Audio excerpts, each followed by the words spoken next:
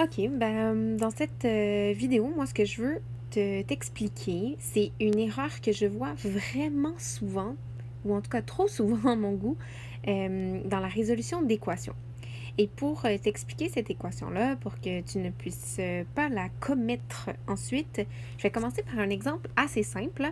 Cet exemple-ci, 2 tiers de x plus 8 égale 12.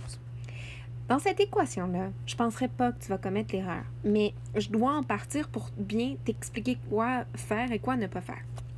Alors, pour la résoudre, tu pourrais, premièrement, parce qu'il y a tout plein de chemins pour résoudre une équation, ce que tu pourrais dire, c'est je vais me débarrasser du plus 8, je vais faire moins 8 de chaque côté. 12 moins 8, ça donne 4. OK, on a 2 tiers de x égale 4. Je divise par le coefficient de x. Je divise par 2 tiers. Diviser par 2 tiers, ça revient à multiplier par la fraction inverse, donc multiplier par 3 demi. X vaut 6, bim bam bam boum. On a notre réponse. Voilà. Par contre, moi, je veux te montrer une autre méthode pour résoudre cette équation que plusieurs utilisent et qui est très bien. J'ai aucun problème avec cette méthode de résolution. C'est juste que parfois, tu l'utilises tout croche. Fait que c'est ça que je vais t'expliquer dans cette vidéo. Y en a qui se disent « Ah, j'ai une fraction, j'ai des tiers, j'ai toujours une peur bleue des fractions. » Je sais pas pourquoi d'ailleurs.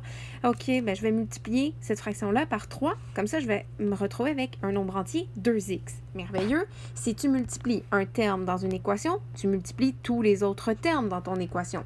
Donc, 8 devra devenir 3 fois plus grand et 12 aussi 3 fois plus grand. Et puis là, tu te retrouves avec une équation avec que des entiers que tu résous. Et puis évidemment, tu obtiens la même réponse que précédemment. C'est juste un autre chemin. Donc moi, j'ai aucun problème avec cette méthode. La méthode qui consiste à un peu, entre guillemets, là, se débarrasser d'une fraction quand tu l'as dans ton équation de départ. Tu t'en débarrasses, tu obtiens des entiers, tu continues à travailler là-dessus. J'ai aucun problème, sauf que... Et là, écoute bien, c'est là le nerf de la guerre.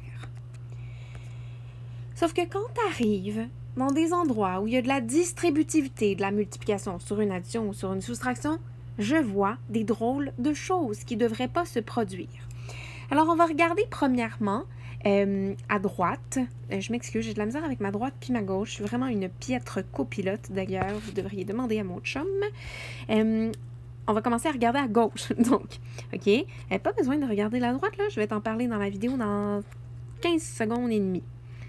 Alors, ce qui se passe à gauche, il se passe quelque chose que j'aime. Regarde ce bonhomme sourire plein de joie. Il se passe quelque chose que j'aime parce que il n'y a pas d'erreur dans ce qui est là. Qu'est-ce qu'on a fait? On a vu une distributivité. On l'a effectué. 8 fois moins x, moins 8x. 8 fois 1, 8x. Merveilleux.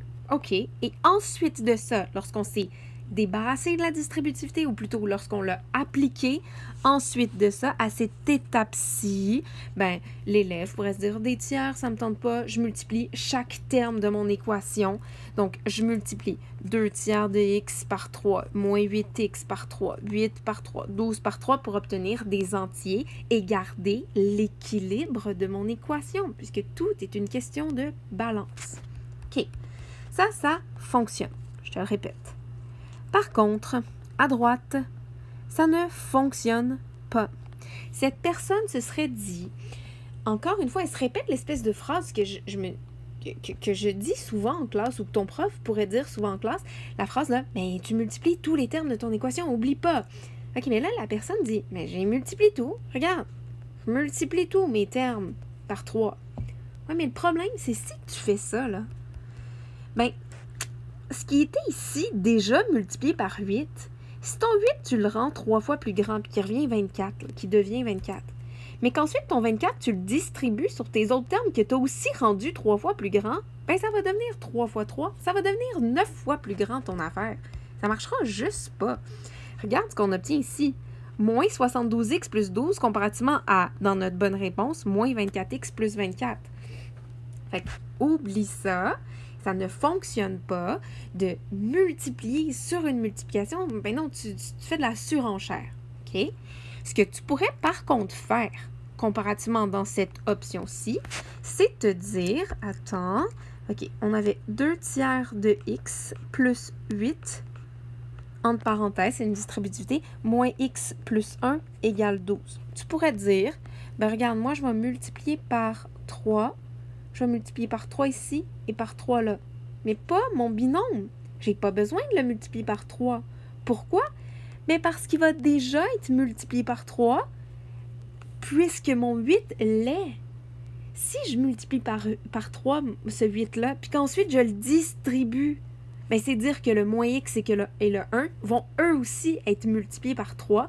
Donc, je vais avoir effectivement multiplié tous les termes de mon équation par 3. Je vais avoir respecté mon commandement, là, ou mon Dieu, je cherche donc bien. Je vais avoir respecté mon équation, ma balance d'équation.